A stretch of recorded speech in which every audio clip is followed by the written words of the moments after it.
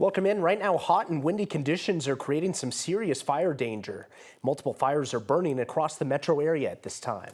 We're keeping an eye on a brush fire west of Wiggins. Traffic is backed up for miles on I-76.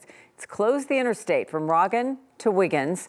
This is the view about an hour ago. The thick plume of smoke there made it really hard to see anything. The Colorado Division of Fire Prevention says the fire was about 1,000 acres and air resources have been requested. And in Highlands Ranch, a fire damaged at least 2 homes. The fire is on Woodrose Lane in unincorporated Douglas County. It's burning east of Santa Fe and the Chatfield Reservoir. South Metro Fire Rescue shared this video showing the damage between those 2 homes. The fire quickly spread to trees and into the backyard. 9 News reporter Rachel Krause got to the neighborhood within the last half hour or so. What can you tell us, Rachel?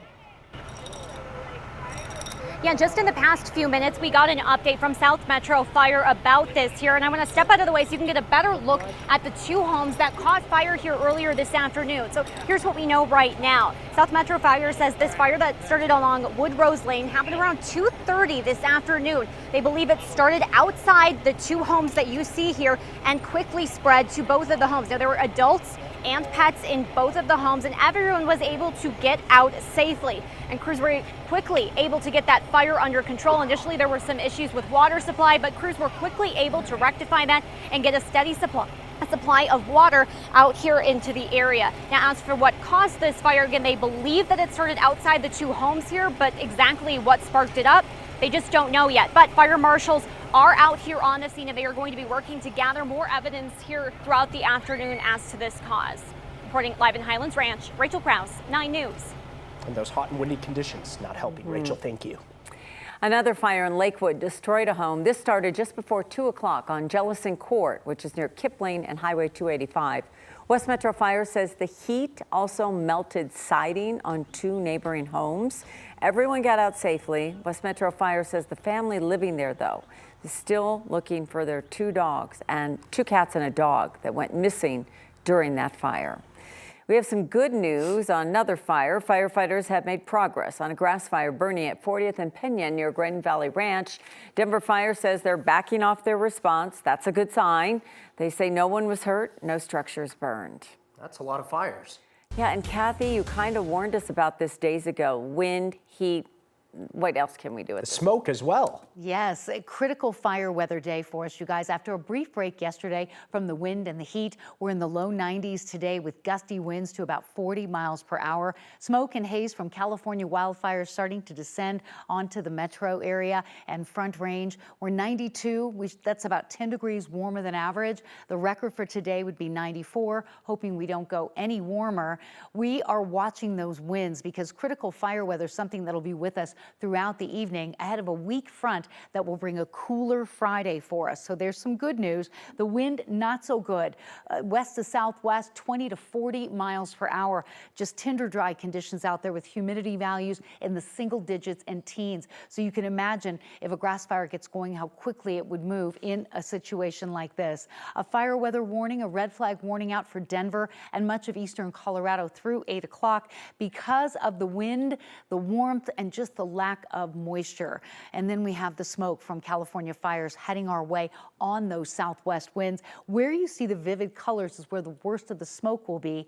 Later tonight through the day tomorrow, those in sensitive groups need to keep the windows closed and stay indoors until we scour out some of this smoke during the day on Friday. Temperatures are toasty warm out there right now. When will we see relief? I'll have the timing and impact of the next incoming front in Maine weather in just a bit.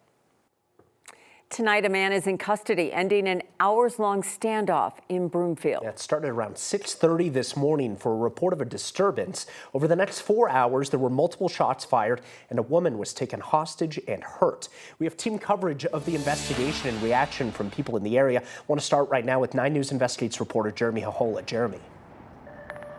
Yeah, home was a very scary place for a lot of people in this large, dense apartment complex here. Let's go ahead and zoom in so we can show you where this violence erupted this morning. You can see 1 of 3 armored SWAT vehicles, and just up to the left on that, right on the second floor of that apartment building there, right at that balcony, is the suspect's apartment.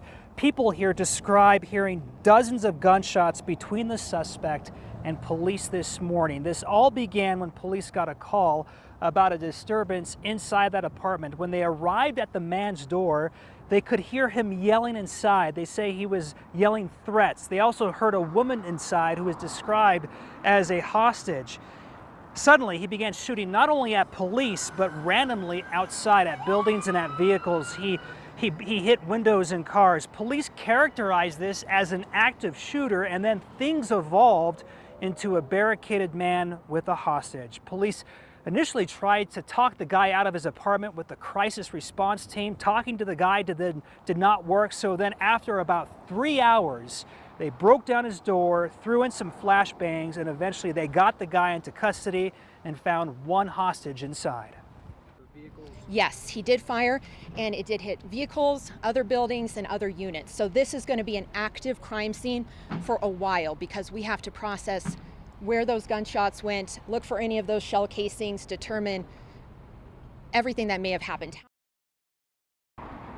And so far, police have not released the suspect's name. In the meantime, this really impacting a lot of people, disrupting the day for a lot of people who can't get inside their apartments. For more on that, let's go to my colleague, Ria Jha, with that.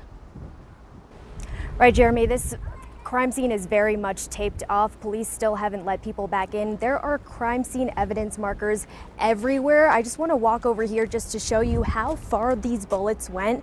So the apartment building is all the way over there, meaning it crossed the parking lot, crossed the sidewalk. There's an evidence marker right down here and a bullet imprint in this car over here.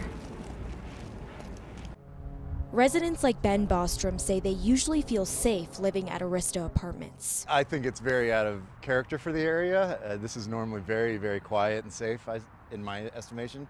So you never know who you're living next to. Next door to me, I heard some loud banging this morning about almost 7 a.m. And I heard some screaming and some yelling. I woke up to gunshots. Police got reports of a disturbance around 6:30 a.m. 8 a.m. is when neighbors say they heard the first round of 10 to 15 gunshots. This is my bedroom window. Heather Talent lives in the building across from the crime scene. She was walking her dog back into her apartment during this first round. I could see straight into the guy's apartment. Thank you. And I was walking my dog, and a lady came up to me and she was like, "Hey, do you know what's going on?" And that's when a gunshot flew over my head into my bedroom window. I ducked, and I've never screamed that loud in my life. There are bullet holes in the building across the way. There are cars with holes in them. SWAT officials started getting people out of the nearby buildings around 9. They came beating on doors frantically, said, "We're evacuating your building, you need to go." I said, "Can I put on some pants?" Hours after police had the suspect in custody, the area surrounding more than 4 apartment buildings were taped off. I think there are about maybe 30 people here and a handful of cats and dogs, and they were busing people over in shuttles over to the community center. With no access to their cars, many residents had no choice but to go to the evacuation center set up by police. It's very scary. Police still haven't said anything about when the people living in these buildings are going to be allowed to come back. Right now, the temporary evacuation area is set up at the Broomfield Community Center for people that might be coming back from work or school or wherever that might be. Reporting live in Broomfield, Ria Jha, 9 News. And we see the crime scene tape and all those police officers still out there even all this time after everything ended. Ria, thank you. Yeah.